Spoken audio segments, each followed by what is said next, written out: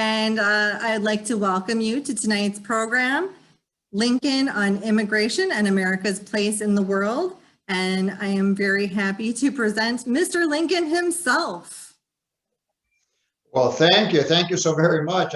Something's wrong with my telegraph feed here. It's messing my head up, but that's all right because we're going to go inside anyway. If you don't mind, here we are inside, and I take my head off inside. So welcome here to the White House. I understand you've come to hear a little bit about the history of immigration in our country during my time in particular. I should like to begin with a brief history of immigration. Of course, we must begin with the settlers and colonists who could come to the so-called New World during the 16th, 17th, and 18th centuries, and who gradually displaced the native populations who previously lived here. Nearly all these settlers came from Europe, primarily from the British Isles, and also from the continent, however. But these weren't the only newcomers. Beginning in the year 1619, many slaves were also brought here and to other places in the Americas from Africa. When the first U.S. census was taken in the year 1790, the total population was about 4 million, including about 700,000 slaves. Of the white population, about 80% was of British ancestry, and mostly English, but also some Scotch-Irish, Welsh, while about 8, maybe 9% was of German ancestry. Now, from 1790 till 1830, there was relatively little immigration, especially until the end of the Napoleonic Wars in Europe in 1815. Some Germans and British loyalists actually left the United States and emigrated to Canada during this time. The population of the U.S. was still growing rapidly, however. This was due primarily to natural increase, that is, high birth rates, low death rates, due to a mostly young population. Now, the foreign-born population in the U.S. likely reached its minimum around 1815 at approximately 100,000 people, or just 1% of the population. By that year, most of the immigrants who had arrived before the American Revolution had died. There had been relatively little new immigration thereafter. Beginning in the 1820s, however, and especially in the 1830s, immigration began to increase again and also became more ethnically diverse, with larger numbers coming from places such as Ireland and the German states. By the 1850s, they would also be coming in larger numbers from Scandinavia, and with the California Gold Rush, from China and Latin America. Note that while I might later sometimes refer simply to Germany, that nation was, of course, not unified, and therefore I'm really speaking of the many German states, such as Prussia, Hesse, Baden, Bavaria, etc. And this would also include Austria.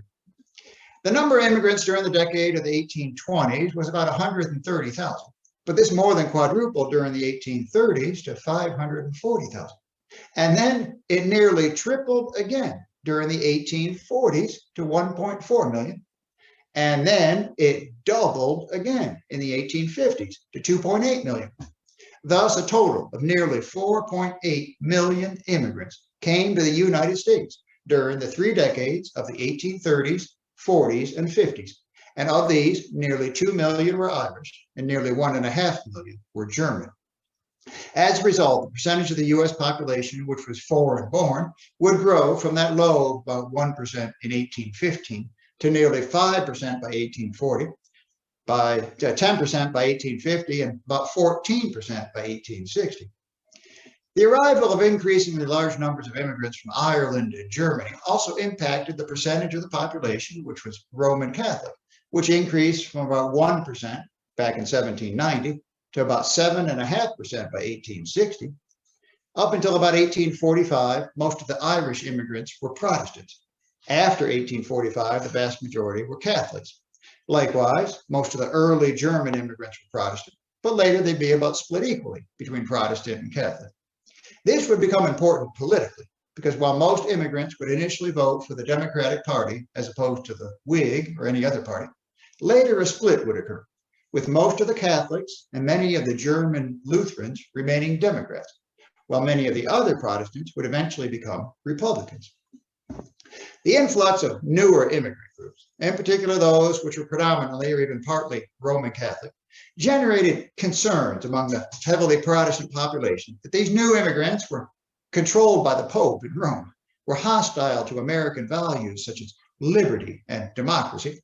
And this provoked the rise of nativist political parties and movements which attempted to limit the influence of these new groups. For example, laws restricting political office to native-born citizens, or establishing long residency periods before one could vote, or prohibiting the foreign-born from obtaining publicly funded employment.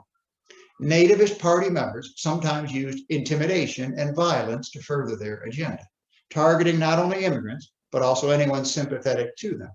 This nativism was directed especially at the Irish, to a lesser extent at the Germans, and it became especially prevalent during the 1850s. It reached its zenith in the mid-1850s when the Know Nothing Party, formerly known as the American Party, reached its greatest influence. By the way, they referred to themselves as Native Americans. That's right. In the 1850s, a Native American was a white person who had been born in this country, as opposed to a white person born elsewhere who had emigrated here. Now, this happened to be just about the same time that the slavery question heated up again, prompting my return to politics. Before I tell you about my response to the twin challenges of slavery agitation and nativism, let's take a closer look at why so immigrants were coming to the United States and how they lived once they got here. On the one hand, there are, of course, factors which lead people to leave behind their home country and make a dangerous journey to someplace far away. Difficult economic times, a lack of land, famine, political or religious repression, even persecution. On the other hand, there are factors which draw people to a new country: the availability of land or employment, the presence of relatives, political or religious liberty, and so forth. In the case of the Irish, the single most important factor was the Great Potato Famine. As a result, Irish immigrants were in general very poor and uneducated, and would also become stereotyped as dirty and lazy. They tended to settle in coastal areas and large urban centers. In the case of the Germans, the factors were more varied, but one of the most important was a failed political revolution in 1848-49. As a result, German immigrants included many intellectuals and activists who in general were far more skilled and educated than the Irish and better off economically. While some stopped off in the large eastern cities for a while, many pushed further inland. That's why we ended up with so many Germans out in Illinois, where I lived, as well as Wisconsin, Iowa, Missouri, all the way down to Texas. The German Revolution was actually just one of many which took place throughout Europe in 1848-49. All told, there were revolutionary movements in some 50 nations. In fact, it came to be known by such names as the People's Spring, the Spring of Nations, or the Year of Revolution. The revolutions were essentially democratic in nature, attempting to remove old feudal structures and establish in their place independent national states. Factors included widespread dissatisfaction with the current political leaders, a desire for more democratic forms of government and for freedom of the press, and the rise of the working class, the swell of nationalistic fervor. The most significant revolutions took place in France, the German states, the Austrian Empire, and the Italian states. In some cases, real and lasting reforms resulted, such as the abolition of serfdom in Austria and Hungary, and the establishment of parliamentary democracy in the Netherlands. However, in other cases, the movements failed, often because they were made up of unstable ad hoc coalitions of disparate groups with varying aims: reformers, workers, the middle class, etc. When these coalitions fell apart or began fighting amongst themselves, the final result was generally a failed revolution. Tens of thousands of people were killed, and many more others were forced into exile. And this is essentially what happened in the case of the German states. They fought to overthrow the traditional, largely autocratic political structure of the approximately 40 German states and establish a single democratic German nation state. There were two groups working, the middle classes and the working class. The middle classes sought to introduce liberal political ideas, while the working class sought radical improvements to the living and working conditions. There's also a split between Republicans and monarchists. Unfortunately for the revolutionaries, these divisions would prove the old adage true: united we stand, divided we fall. The conservative aristocracy, in no means ready and willing to give up power, took advantage of these divisions, and the revolutions were squashed. What followed, of course, were political reprisals, and those of the revolutionaries who could went into exile to escape persecution. These were often the middle classes or the liberals, Republicans. They sought exile in places such as Switzerland, England, and the United States, and they became known as the 48ers, or 48ers. Another important fact to remember is that about immigrants, although they might all look and seem similar to the native population, they may represent a wide diversity of people. In the case of the Germans, they're about equally divided between Protestant and Roman Catholic, also a few Jews and atheists. Some were deeply religious, others not at all sorts of economic classes, from peasant farmers to craftsmen to skilled workers and intellectuals. Some were conservative politically, others were liberal, progressive, radical even. Some were recently arrived, some were already well established. In general, those who had come earlier tended to be more conservative. Those who came later, more liberal. They even referred to each other despectively as Greens, the newcomers, and Grays, the old-timers. The immigrants who came to our country during my time tended to do what all ethnic groups do: settle close together and establish institutions and organizations to reinforce their ethnic identity and language, while also learning how to integrate into the larger American culture. Thus, they established churches, schools, clubs, newspapers, theaters, political organizations, and the like. As I already noted, the end result of this ever more rapid increase in immigration from 1830 through 1860 was that by 1860, the year I was elected president, 14% of the people living in the United States were foreign born, or 1 out of every 7 people. Of these, 39% were Irish, 32% were German. In Illinois, 19% were foreign born, nearly 1 out of every 5. And down in Springfield, my hometown, about 1/3 were foreign born. And in the city of Chicago, 50%. That's right. In the year 1860, 1 out of every 2 people living in the city of Chicago had been born in another country, most of them in Germany or Ireland. I should now like to tell you about some of my own friends, neighbors, and colleagues who were foreign born. After all, as I used to say, the better part of one's life consists of his friendships. Let's begin right in my neighborhood in Springfield. Have any of you ever visited my home there on the corner of 8th and Jackson Streets? Well, if you have, you know what our house looked like, but perhaps you don't know what our neighborhood was like. Right next door to us on 8th Street to the north lived a family by the name of Kerrigan. Henry and Susan Kerrigan, Irish immigrants, of course, about my age. They had an older son named Hugh, who had been born in Ireland, a younger son named Henry, born here. Next door to them lived a fellow about my age named Edward Bugg, a teamster by profession, born in England. He was married to a woman named Nancy from Virginia. 2 doors up from them was another English immigrant, George Wood, whose wife Eliza was from New York. They had 9 children, as I recall, 4 girls and 5 boys. And then 2 doors further up at the corner of Market Street lived my very good friend. There he is, Henry Raymond, Heinrich Raymond from Saxony. He encouraged me to study German, which I later would do. Henry and his wife Mary, she was from Massachusetts, moved into the neighborhood with their 3 children around 1847. Our families remained good friends, even after Henry tragically died of consumption, 1849, at a young age. Their daughter Josephine, Josie she was called, was a favorite of ours. I used to carry her around the neighborhood on my shoulders. And then when she was all grown up, she married one of my own Mary's nephews. Then the house directly across the street from us was owned by Thomas Lushbaugh, a son of a German immigrant. His daughter Elizabeth was a playmate of our Bobby. Henry Raymond had a sister, also born in Germany, whose married name was Julia Sprigg.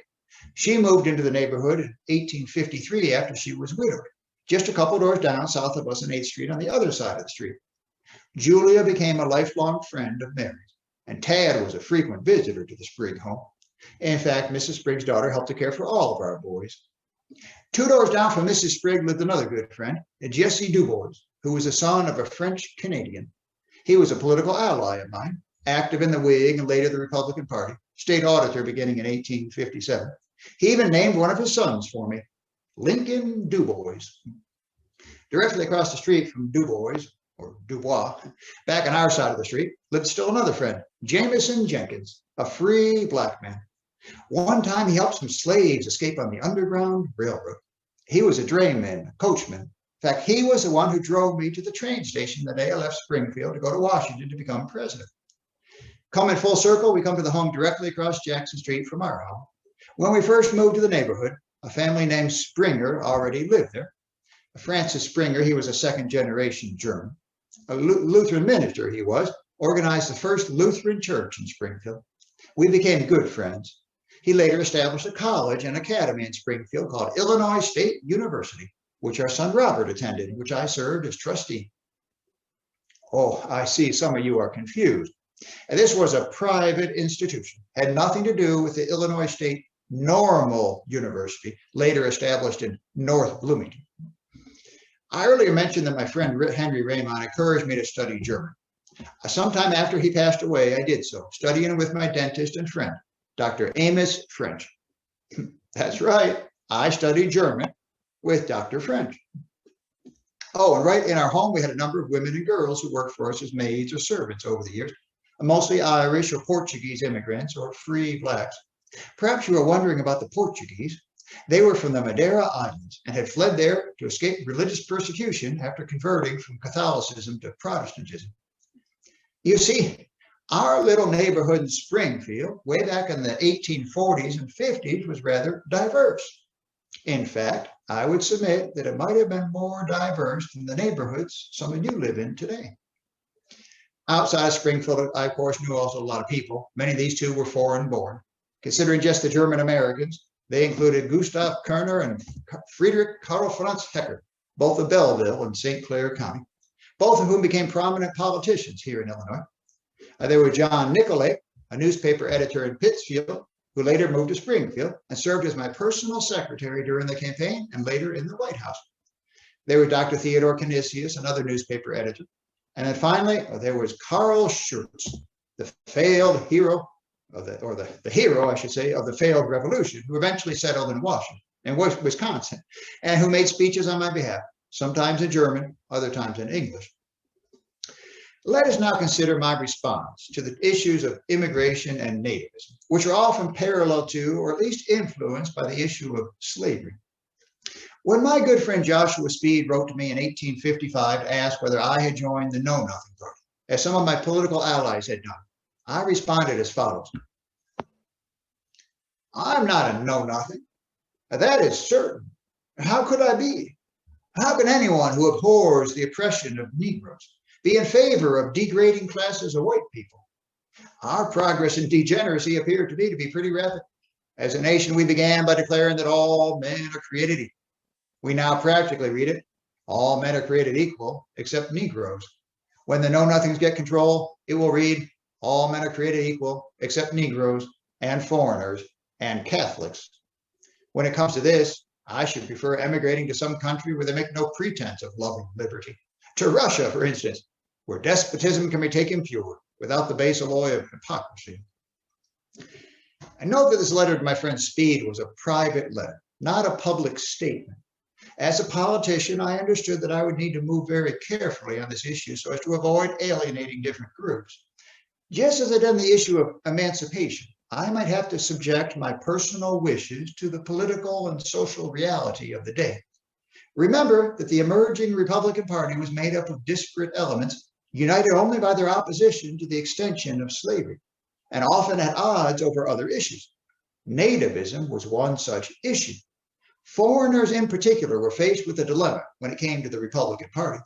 On the one hand, many were attracted to the anti-slavery posture, but on the other hand, they were deeply distrustful of the nativist influence. The dilemma for me and the new Republican Party in general is how to cater to two groups with conflicting views. One might take any one of three approaches in a situation like this. One might choose one side over the other, based either on principle, who you believe to be right, or on pragmatism, who will give you more votes. Or one might try to please both sides by doublespeak, say one thing to one side, nothing to the other, perhaps just by speaking selectively. Note that Stephen Douglas accused me of exactly this during the 1858 debates, although I defended myself against this charge. Finally, one might try to find a true middle ground, not going too far in one direction or the other.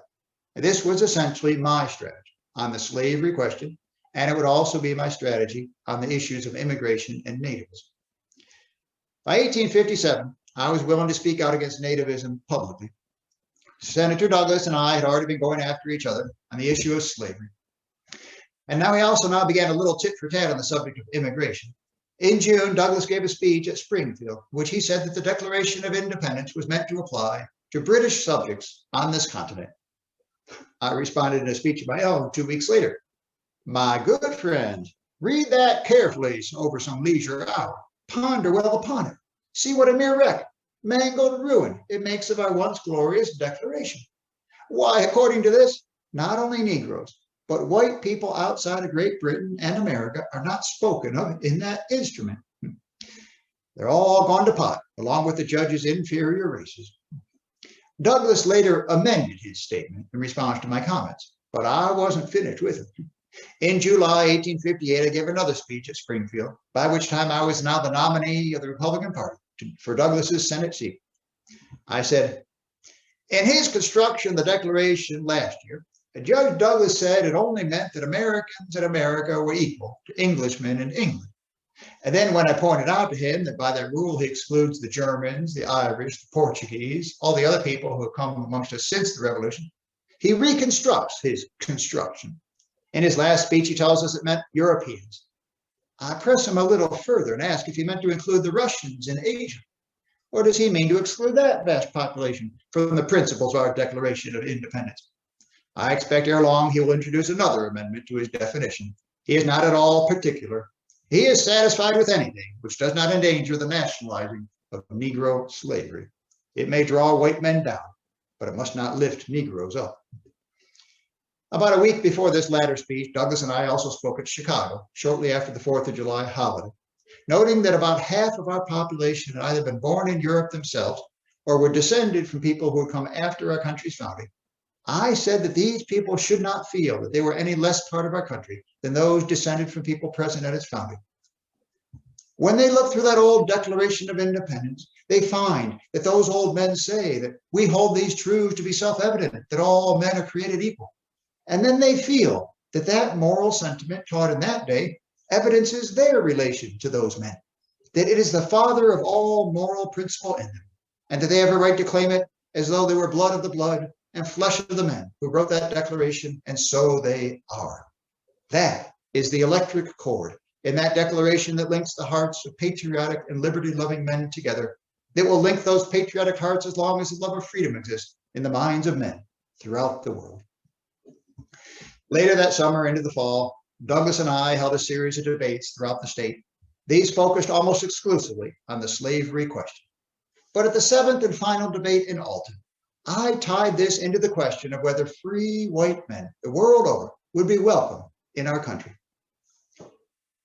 Now, irrespective of the moral aspect of this question as to whether there is a right or wrong in enslaving a Negro, I am still in favor of our new territories being in such a condition that white men may find a home, may find some spot where they can better their condition, where they can settle upon new soil and better their condition in life. I am in favor of this not merely for our own people who are born amongst us, but as an outlet for free white people everywhere, the world over, in which Hans and Baptiste and Patrick and all other men from all the world may find new homes and better their conditions in life. Then the next year, a great national debate ensued when the voters of Massachusetts approved a Nationalist or Nativist Amendment to their state constitution, which stated, no person of foreign birth shall be entitled to vote or shall be eligible to office unless he shall have resided within the jurisdiction of the United States for 2 years. My friend Theodore Canisius, the newspaper editor, wrote to me to ask whether I was for or against this amendment in Massachusetts. I replied, as I understand the Massachusetts provision, I am against its adoption in Illinois or in any other place where I have a right to oppose it. Understanding the spirit of our institutions to aim at the elevation of men, I am opposed to whatever tends to degrade them. I have some little notoriety for commiserating the oppressed condition of the Negro, and I should be strangely inconsistent if I could favor any project for curtailing the existing rights of white men, even though born in 4 different lands and speaking different languages from myself. He published this letter in this newspaper, and then it was copied in other papers. It was shortly after this that I made an arrangement with him. He was in some financial trouble. I agreed to purchase his newspaper. It's a German paper. I retained him as editor under the condition that said paper in political sentiment not to depart from the Philadelphia and Illinois Republican platforms, and to print articles in both German and English in order to appeal to German voters. After the election, I sold the paper back to him. Well, as 1860 and the presidential election approached, we in the Republican Party needed to decide once and for all where we stood on the issue of nativism. The German Americans in particular made it clear that they would only support us under certain conditions. Their leaders, including Schurz and Kerner, held a caucus and adopted several resolutions, including opposition to slavery and the guarantee of rights for all citizens, regardless of place of birth. The National Republican Convention was held in Chicago, right around here, wasn't it, where you're at, in May 1860, at which the platform which was adopted included the following plank: that the Republican Party is opposed to any change in our naturalization laws or any state legislation by which the rights of citizens hitherto accorded to immigrants from foreign lands shall be abridged or impaired, and in favor of giving full and efficient protection to the rights of all classes of citizens, whether native or naturalized, both at home and abroad. This so-called Dutch plank had been written by Schurz and Kerner, who were also among the party which traveled to Springfield to officially deliver the nomination to him. Some Germans were disappointed the platform wasn't more read, and many who had strongly supported Seward were disappointed that I won the nomination, which would prove to be a great irony, as we shall see. Most of the Germans, however, did eventually come around to support me. Now, in Illinois, the vote was close, as expected. Statewide, I received about 172,000 votes, Douglas 160,000. In general, I won the northern part of the state, and he in the south. The key came in the counties across from St. Louis, St. Clair, Madison, and Bond, which all went for me, although they were in the southern part of the state. It should be remembered that these counties were heavily German. Now, after the election, some went so far as to say that the German vote was actually the determining factor. That is what won us the election. My own view is that the Germans probably did tip the election in Illinois, and perhaps also in Wisconsin, but probably not in any other states. And the electoral votes of Illinois and Wisconsin would not have been enough to change the outcome of the election. Well, now that I have been elected president, would I change now in terms of my beliefs and actions on immigration, nativism, and equality? On my way to Washington, we stopped in many cities and towns in the north. At Cincinnati, on my 52nd birthday, I was met by a committee representing 18 German industrial associations that called to pay their respects. Their chairman made a speech, and I replied, agreeing with him, that working men are the basis of all governments. And then I said that the duty of man is to seek to improve both his and his fellow man's condition. And I also spoke in support of a homestead law. Then I said the following: in regard to the Germans and foreigners, I esteem them no better than other people, nor any worse. It is not my nature when I see a people borne down by the weight of their shackles, the oppression of tyranny, to make their life more bitter by heaping upon them greater burdens, but rather would I do all in my power to raise the yoke. Inasmuch as our country is extensive and new, and the countries of Europe are densely populated, if there are any abroad who desire to make this the land of their adoption, it is not in my heart to throw aught in their way to prevent them from coming to the United States. Once I assumed the presidency, I had to make many decisions on appointments to foreign consulates and embassies. My Secretary of State, William Seward, didn't want any foreign-born persons to occupy foreign posts, but I overruled him, appointing Karl Schurz as ambassador to Spain and Theodore Canisius as consul to Vienna, among others. Now, this is rather ironic, given that Schurz and the other Germans, as I mentioned before, had preferred Seward over me for the Republican nomination. Once the Civil War began, immigrants had native-born alike rushed to join the Union Army. But some of the immigrants faced an obstacle in another of my cabinet members, Secretary of War Simon Cameron. In July 1861, around the time Union forces were marching towards Bull Run, he issued a general order which said in the future, no volunteer will be mustered into the service who is unable to speak the English language. In response to the outcry that Cameron's order generated, the War Department clarified that the order was only a prohibition on non-English speakers serving under English-speaking officers. The government desires, he said, that regiments be formed of their own nativity groups, giving official endorsement to the creation of foreign language ethnic regiments, German, Irish, etc. The outcry continued, however, and the order was eventually rescinded entirely. In the end, immigrants joined the Union Army in large numbers, the two largest being about 177,000 Germans and about 144,000 Irish. I was very willing to appoint immigrants as military leaders too, Taking the German Americans as an example, 4 became major generals: Karl Schurz, Franz Sigel, Peter Joseph Osterhaus, and Adolf Steinwehr. 5 others became brigadier generals. Sigel was the clear favorite of the German Americans, having had led the revolutionary forces in Baden during the 1848 revolution. He had mixed success as a Union general, but he inspired millions of German Americans to join the army. They would famously say, "I fights mit Sigel." Then there was the case of Alexander Schimmelpfennig. I and my new Secretary of War, Edwin Stanton, who replaced Cameron, were going over a list of colonels for promotion to brigadier general, and we came to the name of Schimmelpfennig. I said, there has got to be something done, unquestionably, in the interest of the Dutch, and to that end, I want Schimmelpfennig appointed. Stanton protested. He said there were other better qualified German Americans. No matter about that, I said. His name will make up for any difference there may be. I acted similarly in the appointment of chaplains, which Congress had authorized early on in the war in order to serve the soldiers in the field. These naturally came predominantly from the Protestant denominations, but with a few Catholics too. By the fall, I saw the need for chaplains for the military hospitals too, and made sure the Catholics were represented. I wrote to Archbishop John Hughes of New York City, asking him to give me the names of one or more suitable persons of the Catholic Church who could provide the same service. But we also had Jews serving in the Union Army. There was a regiment from the Philadelphia area made up mostly of Jewish men who installed as their chaplain first a Jewish lay teacher, later a rabbi, Reverend Arnold Fischel of New York City's Congregation Shearith Israel. I believe I have a picture of him somewhere. The oldest Jewish congregation in the country. There he is.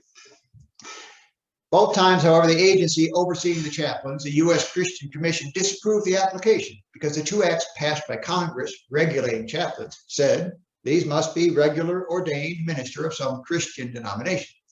Fischel, an immigrant from the Netherlands, came to see me here at the White House to protest the injustice of the situation. I agreed with him and asked Congress to amend the law, which they did, so that instead of some Christian denomination, it now said some religious denomination. At least 2 Jewish chaplains were subsequently installed in the Union Army, one of those whose commissions I personally signed.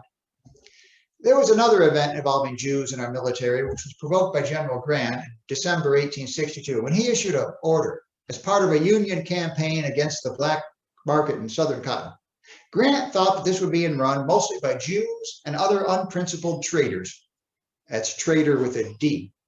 So he issued an order expelling all Jews from his military district, which comprised parts of 3 states. Jewish leaders and others naturally protested to me about this order, and I revoked it, later explaining to Grant, I had no objection to his expelling traitors, that's with a T, and Jew peddlers, but he had erred by proscribing an entire religious class, some of whom were fighting in our ranks. Meanwhile, I worked toward increasing immigration to our country. In my annual message to Congress in 1863, I asked that body to again consider the expediency of establishing a system for the encouragement of immigration, given the increased demand for workers in our ever-expanding country, coupled with the fact that tens of thousands of persons destitute of remunerative occupation are thronging our foreign consulates and offering to emigrate to the United States if essential but very cheap assistance could be afforded them. Congress responded by passing an act on the following July 4th to encourage immigration and appropriated money to that end. That same summer, the Republican Party renominated me for president, although this time under the name of the National Union Party, and included in its platform a resolution that foreign immigration, which in the past has added so much to the wealth, development of resources, and increase of power to this nation, the asylum of the oppressed of all nations, should be fostered and encouraged by liberal and just policy.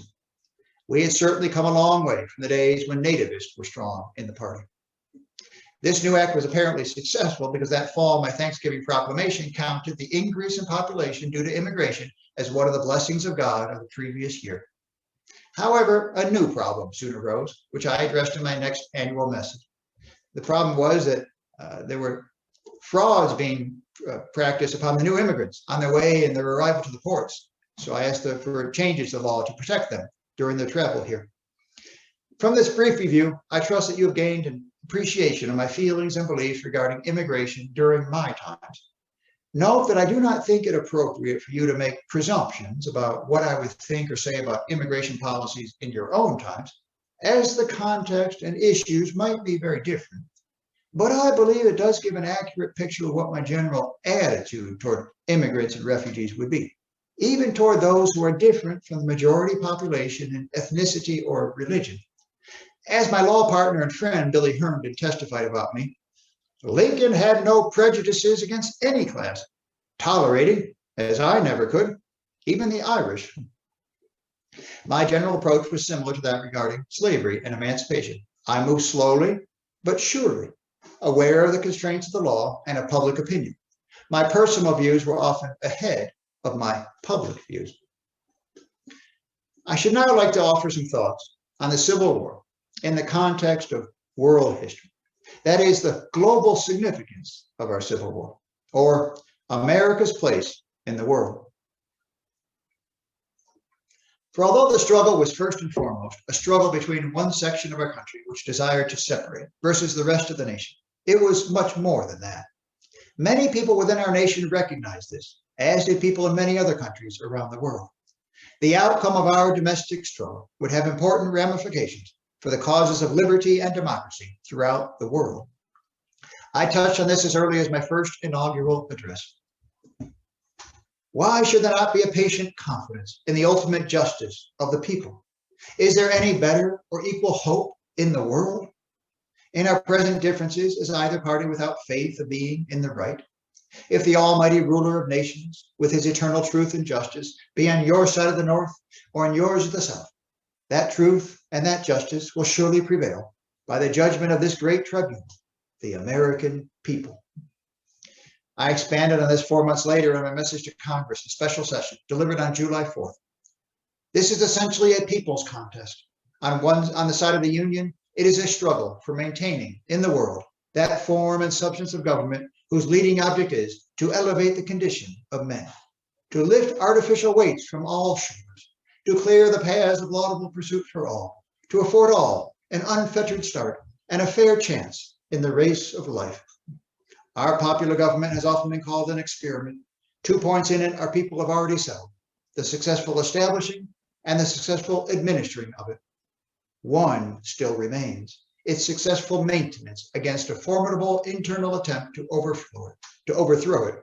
It is now for them to demonstrate to the world that those who can fairly carry an election can also suppress a rebellion, that ballots are the rightful and peaceful successors of bullets, and that when ballots have fairly and constitutionally decided, there can be no successful appeal back to bullets. There can be no successful appeal except to ballots themselves at succeeding elections. I spoke again on this subject in my annual message to Congress in December 1862, just 1 month before my Emancipation Proclamation would take effect. And when I proposed, not for the first time, a plan of gradual compensated emancipation, which I believed could end the war and save both lives and money. The fiery trial through which we pass will light us down in honor or dishonor to the latest generation. We say we are for the Union.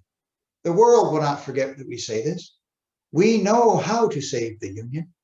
The world knows we do know how to save it. Even we here, hold the power and bear the responsibility. In giving freedom to the slave, we assure freedom to the free, honorable alike in what we give and what we preserve. We shall nobly save or meanly lose the last best hope of earth.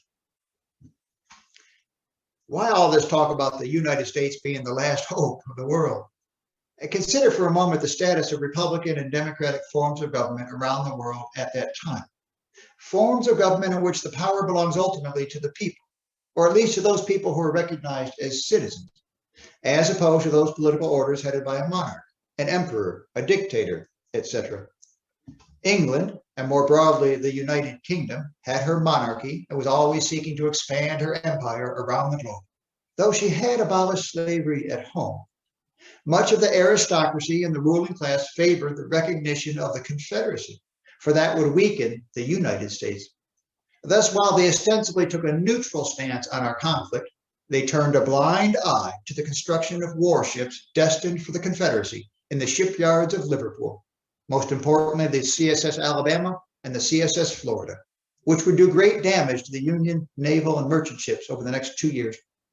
The feelings of the British aristocracy are evident in a comment by Lord Palmerston, Britain's Prime Minister, who wrote to Foreign Secretary Lord John Russell that the United States' difficulty in maintaining our form of government shows that power in the hands of the masses throws the scum of the community to the surface. English MPs like John Bright, who favored liberal causes such as a more representative government, greater suffrage, religious freedom, they were a decided minority, although the masses often supported such ideas. On January 1st, 1863, the day on which I signed the Emancipation Proclamation, the mayor of Manchester sent to Charles Francis Adams, our foreign minister to England, a letter which Mr. Adams then transmitted to Secretary of State Seward. Now recall that the city of Manchester had suffered greatly due to our Civil War because her great textile mills had been the recipients of much of the cotton grown in the South. The letter was an address to the president, agreed upon at a public meeting of the working men and others of the city, and read in part as follows. As citizens of Manchester, we beg to express our fraternal sentiments. We rejoice in your greatness. We honor your free states as a singular, happy abode for the working millions. One thing alone has in the past lessened our sympathy with your country and our confidence in it. We mean the ascendancy of politicians who not merely maintained Negro slavery, but desired to extend and root it more firmly. Since we have discerned, however, that the victory of the Free North in the war which has so sorely distressed us as well as afflicted you will strike off the fetters of the slave, you have attracted our warm and earnest sympathy. We joyfully honor you as the President and the Congress with you for the many decisive steps toward practically exemplifying your belief in the words of your great founders, all men are created free and equal. I responded to this letter 2 weeks later, sending it to Mr. Adams via Secretary Seward for delivery to the mayor of Manchester. It's a bit of a long letter. I'll just read one little part. Through the actions of our disloyal citizens, the working men of Europe have been subjected to a severe trial for the purpose of forcing their sanction to that attempt. Under these circumstances, I cannot but regard your decisive utterance upon the question as an instance of sublime Christian heroism, which has not been surpassed in any age or in any country. It is indeed an energetic and re-inspiring assurance of the inherent power of truth and of the ultimate and universal triumph of justice, humanity, and freedom. In France, meanwhile, they had had their own great revolution not long after our own, which had included the establishment of a republic in 1792. And what did that republic look like? On the one hand, it included the magnificent Declaration of the Rights of Man and of the Citizen, upholding universal human rights, drafted with the help of our own Thomas Jefferson, and the inspiring motto, liberty, equality, fraternity. On the other hand, it included the bloody reign of terror and was marked by instability and upheaval. And how long did that republic last? It was a mere dozen years before Napoleon Bonaparte was crowned not merely a king, but rather emperor. His empire, the so-called First French Empire, was marked by great military success at first, but in the end lasted less time than the First Republic, less than 10 years. Next came a constitutional monarchy, a second revolution, another king, and finally in 1848, a third revolution, which gave birth to the Second Republic.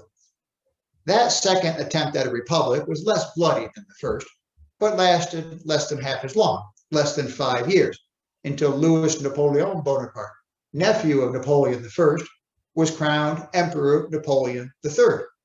It is he who rules the Second French Empire as our own civil war rages here in the United States. The feelings of the French rulers are evident from a reported conversation which took place at the Tuileries Palace in Paris just after I was inaugurated president, in which an official of the French Empire said to an American official, "So it seems your republic is going to pieces." "Oh, no, I hope not," was the reply. "Yes, but it will. No republic ever stood so long and never will. Self-government is a utopia, sir. You must have a strong government as the only condition of a long existence." By the way, the people of France actually witnessed one of our battles. The CSS Alabama, one of those ships built in Liverpool, put into the harbor at Cherbourg for repairs in the summer of 1864. But she was discovered there by one of our ships, the USS Kearsarge. The Kearsarge waited for the Alabama to leave the harbor and enter international waters, and the battle ensued, within the view of hundreds of French spectators. After about an hour's fight, the Alabama began to sink, and her captain surrendered. The Kearsarge rescued some of the Alabama's survivors as prisoners of war, but others were picked up by a British yacht and escaped, including the captain and many officers. As it went in England and France, so it went in much of the rest of Europe. Spain was ruled by Queen Isabella II. In Portugal, there had been some brief attempts at democratic governments, but now she was ruled by kings again. As we already seen with the German states, the revolutions of 1848 and 49 had failed, and the same thing had happened in the Italian states. Actually, about the same time I was elected president of a not-so-United States in November 1860, the great general, Giuseppe Garibaldi, did manage to unite some of the Italian states under the King Victor Emmanuel II, but not Rome or Venice. Meanwhile, Russia had her czars, emperors, who ruled not only Russia, but also Finland and Poland. Nicholas I for 30 years, ending in 1855 with Russia's defeat in the Crimean War, and then Alexander II.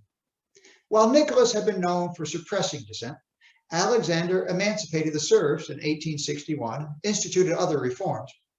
Alexander also made a curious gesture of friendship and support towards the United States in the fall of 1863, sending his warships to New York City and San Francisco, where they stayed in our harbors for about 6 months. At the time, Russia was facing the prospect of war against England and France, so this served to get her ships away from home and out of danger. But it also sent a message to England and France that if they intervened for the Confederacy, Russia would intervene on the side of the Union. Why, if that had happened, it might have turned into a world war. Imagine that. You may find it difficult to believe that the Russians would meddle in the affairs of other nations like that, sending their warships right into our harbors. But I tell you, it's really true. This was also the age of Western European imperialism. The United Kingdom and France were working together to expand their empires into China and other parts of the Far East. And France was also intervening over here in the Americas, in our neighbor to the south, Mexico. Mexico had gained her independence from Spain in 1821 and then become a republic in 1824. Although governed for many years by Santa Anna, who, although not a king, often acted like one.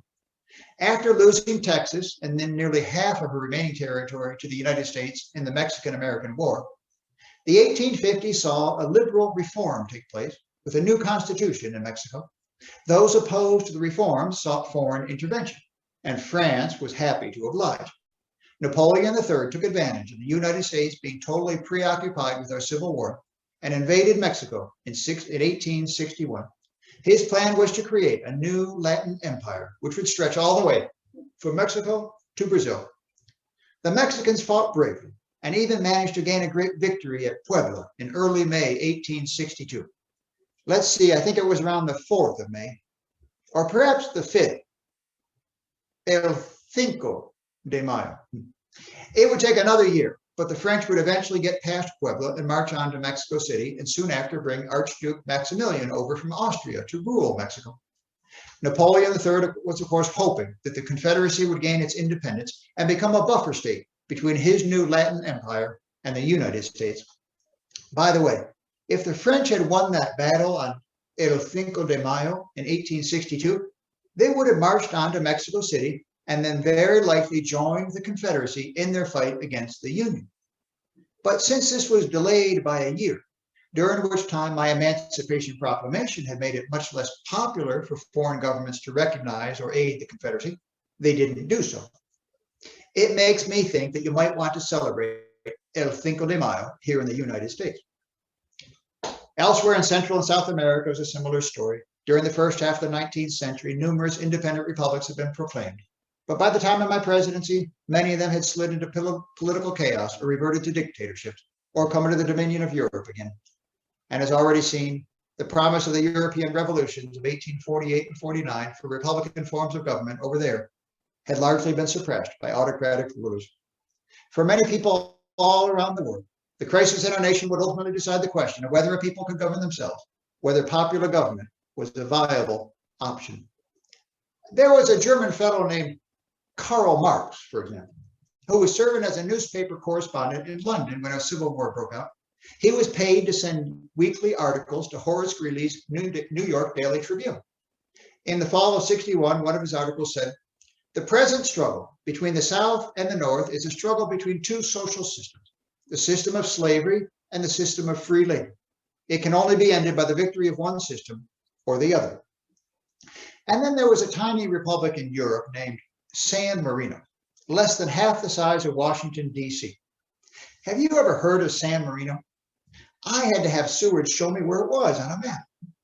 It turns out that San Marino is the oldest republic in the world.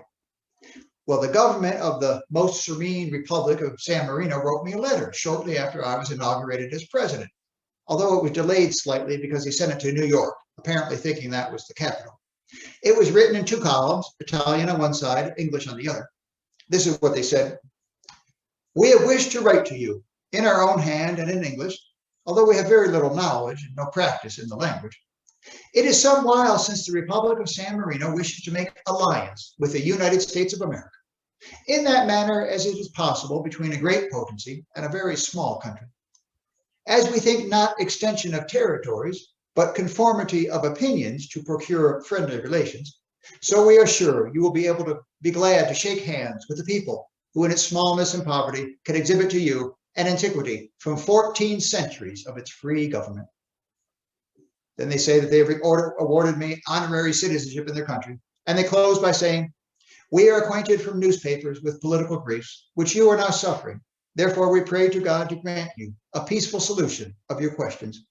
Nevertheless, we hope our letter will not reach you disagreeable, and we shall expect anxiously an answer which prove to us your kind acceptance." Seward and I sent a reply on May 7th. "I have received and read with great sensibility the letter which as Regent Captains of the Republic of San Marino you addressed to me on the 29th of March last. I thank the Council of San Marino for the honor of citizenship they have conferred upon me. Although your dominion is small, your state is nevertheless one of the most honored in all history. It has been by its experience demonstrated the truth, so full of encouragement to the friends of humanity, that government founded on Republican principles is capable of being so administered as to be secure and enduring. You have kindly adverted to the trial through which this republic is now passing. It is one of deep import. It involves the question whether a representative republic, extended and aggrandized so much as to be safe against foreign enemies, can save itself from the dangers of domestic faction. I have faith in a good result. Wishing that your interesting state may endure and flourish forever, and that you may live long and enjoy the confidence and secure the gratitude of your fellow citizens, I pray God to have you in his holy keeping. Your good friend, Abraham Lincoln." By the way, I mentioned earlier the great Italian general, Giuseppe Garibaldi. At one point, San Marino had provided a safe asylum for Garibaldi and his army of red shirts. Now that Garibaldi had finally united some of the Italian states, he actually offered to command the Union forces at the beginning of our Civil War, but only if we would announce the emancipation of the slaves, something we weren't quite ready to do at that point. After I did issue my Emancipation Proclamation, Garibaldi wrote me a letter in August 1863. "In the midst of your titanic struggle, permit me, as another among the free children of Columbus, to send you a word of greeting and admiration for the great work you have begun. Posterity will call you the great emancipator, a more enviable title than any crown could be, and greater than any merely mundane treasure. You are a true heir of the teaching given us by Christ and by John Brown. If an entire race of human beings, subjugated into slavery by human egoism, has been restored to human dignity, to civilization and human love, this is by your doing, and at the price of the most noble lives in America. It is America, the same country which taught liberty to our forefathers, which now opens another solemn epoch of human progress. And while your tremendous courage astonishes the world, we are sadly reminded how this old Europe, which can also boast a great cause of liberty to fight for, has not found the mind or heart to equal you." It wasn't too long after receiving Garibaldi's letter that I had my own opportunity to address our nation and to place our Civil War in the context, not only of our nation's brief history, but also in the larger context of the cause of liberty and popular government throughout the world. It would be but a brief speech on the occasion of the dedication of a national military cemetery at Gettysburg, Pennsylvania. It began as follows. 77 years ago, our fathers brought forth on this continent a new nation, conceived in liberty and dedicated to the proposition that all men are created equal. Now we are engaged in a great civil war, testing whether that nation or any nation so conceived and so dedicated can long endure. And it ended as follows. It is rather for us to be here dedicated to the great task remaining before us, that from these honored dead we take increased devotion to that cause for which they here gave the last full measure of devotion. That we here highly resolve that these dead shall not have died in vain, that this nation, under God, shall have a new birth of freedom, and the government of the people, by the people, for the people, shall not perish from the earth. Yes, as I prepared for my remarks, for my brief address at Gettysburg, I was very aware that it was my opportunity to speak of our great conflict, not only in the context of our nation's past, present, and future, but also to speak of it in the larger context of the cause of liberty and popular government throughout the world. I trust that this little talk on the subject of immigration and America's place in the world has been of interest to you. You have heard all about the new immigrants coming to our country during my time, about the nativist movement and response, and about how all this played out during a great civil war. You have, I hope, gained an appreciation for my own attitude toward immigrants and refugees, even those who are different from the majority population in ethnicity or religion. You have also heard about the global significance of the war, in particular, how it was an important test of whether popular government was a viable option in our modern world. I trust that you have been encouraged that in the end, it appeared to strengthen the cause of democracy and liberty. Well, I thank you for your attention over this past hour. I'm going to stop talking now and give you the opportunity to ask me some questions.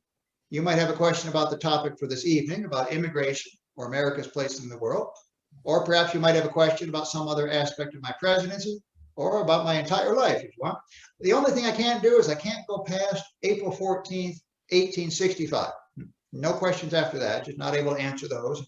No questions about your current politics. I'm really not able to answer those items.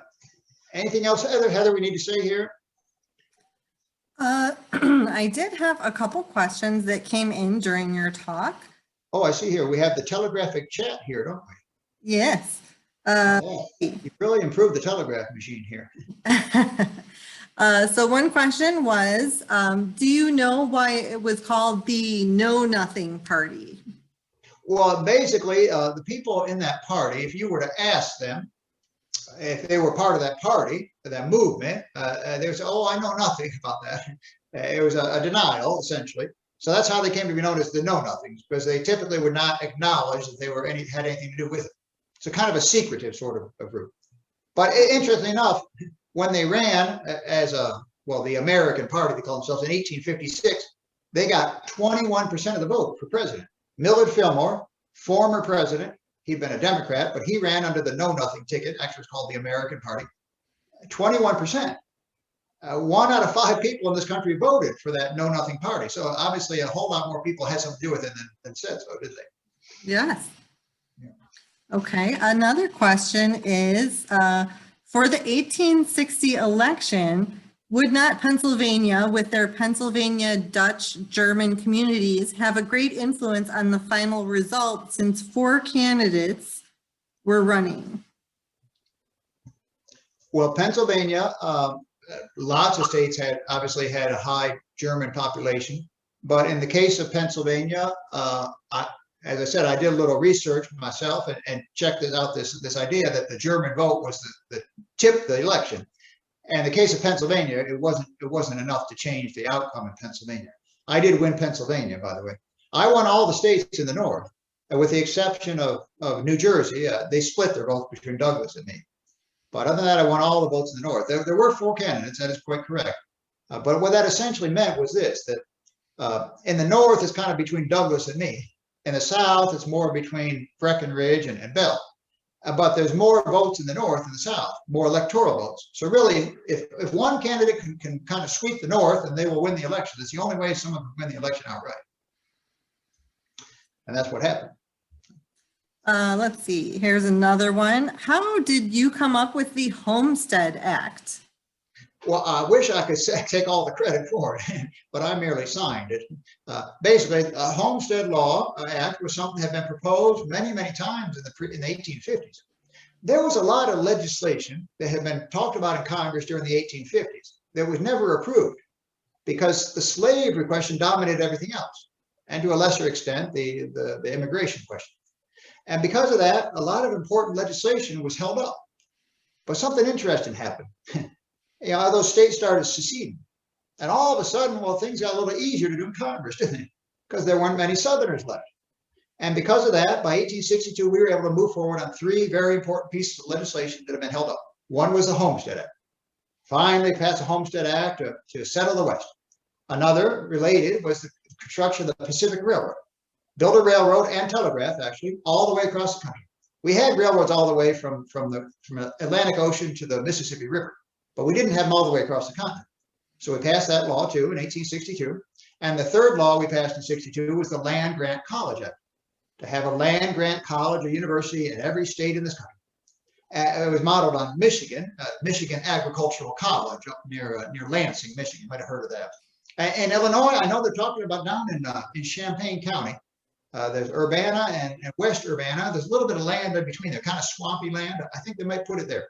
Illinois Industrial University, we'll call it. So I'm looking forward to that. I'm guessing maybe by 1867 or so, they'll get that going. Don't know if it'll really come to anything, but. Okay, and then someone asked for a clarification that you had mentioned the person who had a hand in the Declaration of the Rights of Man in Revolutionary France in 1792. Was that Thomas Paine, not Thomas Jefferson? No, I'm fairly certain that was Thomas Jefferson. Okay. I believe so. Okay, somebody had a question about that.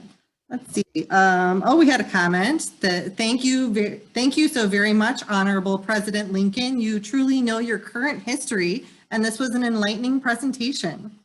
Well, thank you. I'm glad you enjoyed it. Let's see. Do you know if you were a second or third or fourth generation American? When did your ancestors come to this country? Oh, very good question. Well, back in the day, I don't think I quite knew, but I have a little more information now. Well, my father, of course, was born in Kentucky. His father, my grandfather, was born in Virginia, and his father was born in Pennsylvania, Berks County, Pennsylvania. They were Quakers. And then the generation before that was from New Jersey. And the generation before that was the ones that came over they were in England and Massachusetts. So it goes back about 1, 2, 3, 4, 5 or 6 generations. My family came over from east central part of England, Lincolnshire, for example, came over to Massachusetts. I don't remember the exact year, but so my family has several generations in this country, but they did what a lot of immigrants did. They kept moving further west. I started in Massachusetts, and as I said, down to New Jersey, Pennsylvania, Virginia, Kentucky, and then I ended up in Illinois, of course. That's on my father's side. On my mother's side, we're really not sure, other than we think they're also English. Okay, so England was where? England, yes. I'm sorry, I should have said they're from England. Yes. Okay. On my father's side, certainly, yeah. And even though I joked about the Lincoln name not really amounting to much, there have been some famous Lincolns. Even the Revolutionary period, there have been some famous Lincolns, Samuel Lincoln, et cetera. But I wasn't related to them, I don't think. Not sure of that. Okay, well, that was all the questions I had in the chat. If anyone would like to unmute, you can ask your question to the president directly. I see a nice little If crowd you here. have a question, you can type it into the chat and I can read it out also. I see we have a couple people from this family. Every single program I do, this people from this new family. There must be new immigrants. The iPad family. Yeah, we don't. And your cousins, the iPhones. I see them a lot too. Yeah, but yeah, must be new immigrants. Yeah, I'd be happy to try to answer any of the questions you might have.